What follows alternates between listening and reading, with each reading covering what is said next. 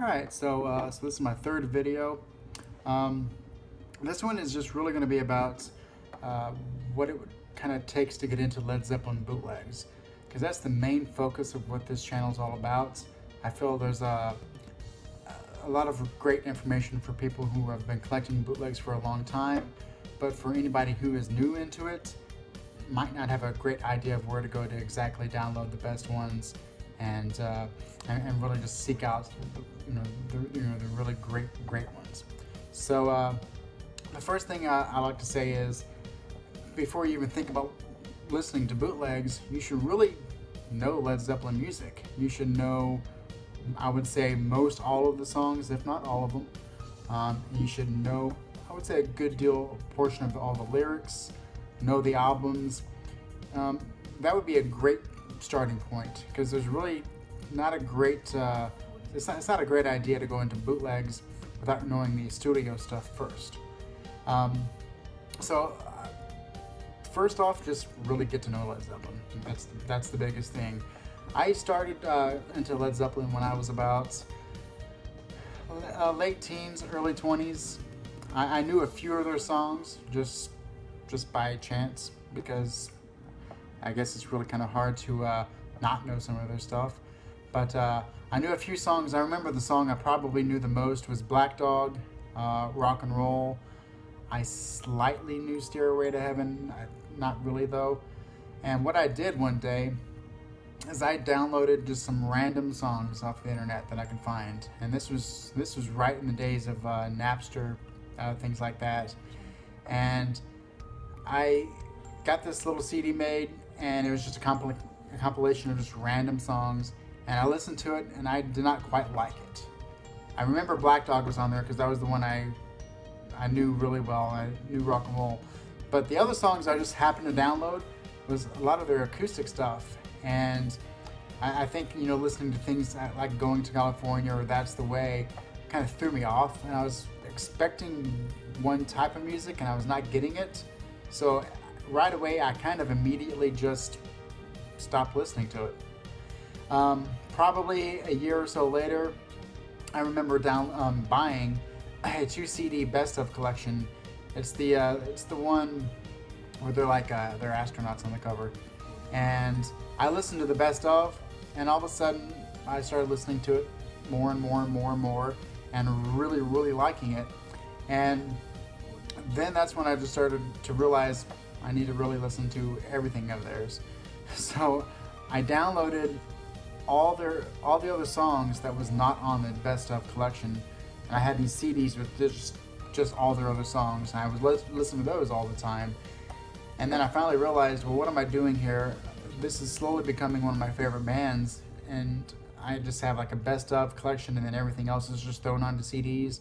So I went ahead and bought all the CDs, and then I started listening to the albums from track 1 all the way through to the end, and realizing that listening to the albums all the way through was just it was a pleasure. You could listen to it and you could say, okay, yeah, these guys had an idea of where to place each song on the album and have everything flow together and just make sense and have an impact. And so I listened to all the songs and just listened, and eventually, you start knowing all the songs. You start knowing lyrics. Lyrics is another thing that, it's one of those things in a lot of Led Zeppelin songs that can be very confusing. You think you hear one thing and the actual lyrics are something else, but that's probably a better video on down the road. But listening to all the CDs over and over finally got me into buying some of the actual video. There's the Led Zeppelin DVD that came out. And then also The Song Remains the Same came out on Blu-ray. That was one of the first Blu-rays that came out.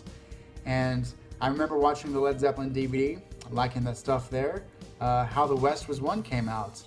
I bought that, and that's kind of like a taste of a bootleg. It's not necessarily a bootleg because it's a live official release, but you start getting a taste of it. And through a combination of the DVD, the How the West Was Won, and then I also started getting into the BBC sessions and The Song Remains the Same. I started really being thirsty and hungry for more. What else was out there? Was this the best stuff? Was everything else mediocre? I don't know. So eventually, I'm not sure exactly how it started, but I started getting into those famous bootlegs, the ones that people talk about the most. And if I can remember, the very first ones I started downloading and listening to was probably that's a very tough one. It's kind of hard to remember because I remember mostly thinking the best sounding ones. So I'm sure Destroyer was one of the ones that I downloaded first of all, because that one was that's kind of one of those really well known ones, and the sound is really good. Because it's not the greatest sounding soundboard out there, but it's really good. Blueberry Hill would be another one that I kind of started on, because once you start looking at Led Zeppelin bootlegs, you start seeing some common ones come up on lists and discussions. And I definitely know that those two would had to have been some of the first ones I started listening to. And when it came to listening to bootlegs, like I said, I started off going for sound quality alone. I would listen to an audience recording and it sounded like noise and I could not take it. And I would just go back to the good stereo soundboards and just listen to those.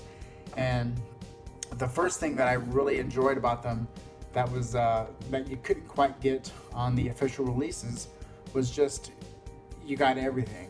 You got the in-between song banter. You got songs that may have been cut from previous material. I'm sure one of the things I downloaded was the Burn Like a Candle from June 25th, 1972. And that one, it's like you have How the West Was Won, but then you listen to Burn Like a Candle and it's even better because you get the entire experience. And that's really what it's all about to me. It's just about the experience. And that's when I just started kind of getting into the audience recordings, is when I started revisiting some of these really, really, really great shows that you come to find out some of the better shows may be on audience recordings, even though there's some really good shows on soundboards as well, but some of the really, really good shows happens to be on audience.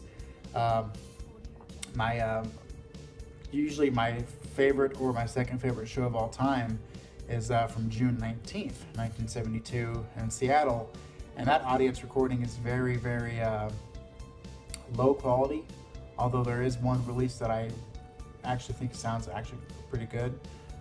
There are some numerous cuts in it, but you get the feeling of actually being there. It's just a crazy bootleg to listen to. And just slowly but surely, I started just uncovering more and more famous bootlegs and listening to them. And once you start getting a story behind some of them, you don't care so much about the sound quality. You just want to kind of hear it. And that's when you slowly but surely, and it can take some time, like 2-3 years, especially early on, you start getting what's called bootleg ears. And bootleg ears are basically it's when you can listen to a terrible audience recording and it sounds great to you, but no one else. You can hear all the instruments clearly. You really feel like you're sometimes there. And some of those audience recordings are, well, I would say a lot of the audience recordings are actually better than soundboards because they're a little less dry, a little bit more exciting, and for the most part, you can have some better performances just because there's more audience recordings than soundboards out there. So back to the main point of all this is if you're thinking that you may want to, maybe you like Led Zeppelin, maybe you really like Led Zeppelin, maybe you don't really know much about Led Zeppelin at all.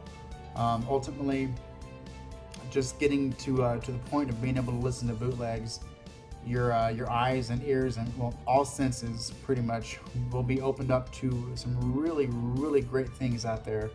And it's important not to try and jump into it too soon. So if you feel like you know Led Zeppelin music, but you could know it better, then do that before you try seeking out bootlegs. Obviously, I would recommend starting with the official material, such as How the West Was Won. The song remains the same.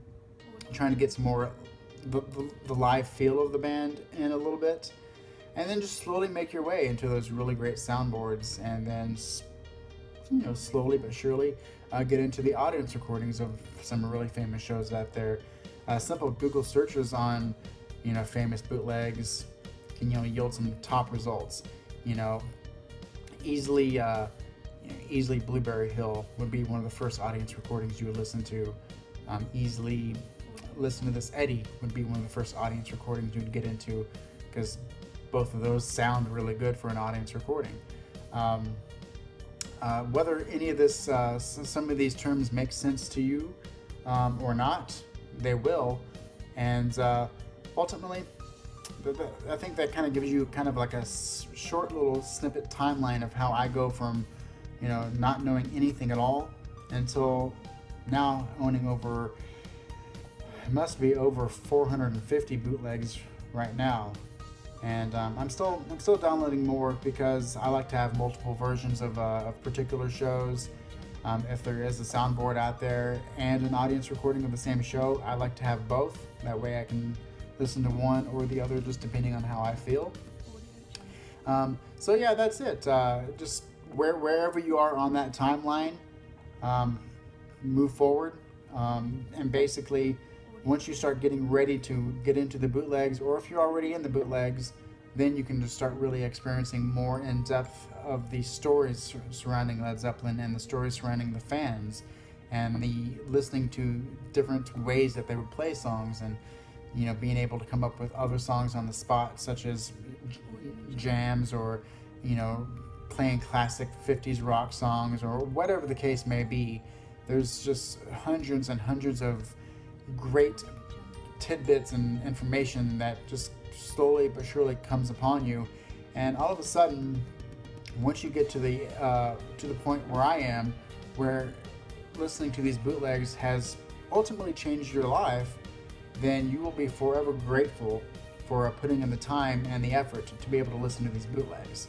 So that's where I'm pretty much going to stop right now, is just to for anybody watching this, just to kind of reflect upon where you are in your Led Zeppelin knowledge base, and just think about where you could be.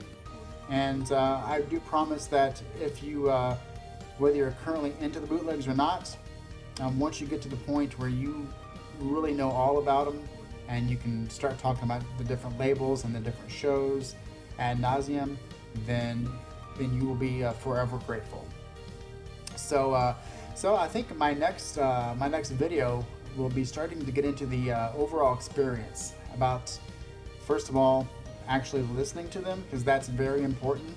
A show is going to sound completely different whether you're just playing it through your iPhone's speakers, just sitting next to you, or whether you're using some really expensive headphones through a sound system, or whatever the case may be.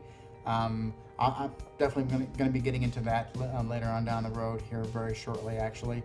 But that's it for now. So yeah, think about where you are. Think about getting more in tune with Led Zeppelin. But for anybody who is already into the bootlegs, some really great videos about bootlegs will be coming soon.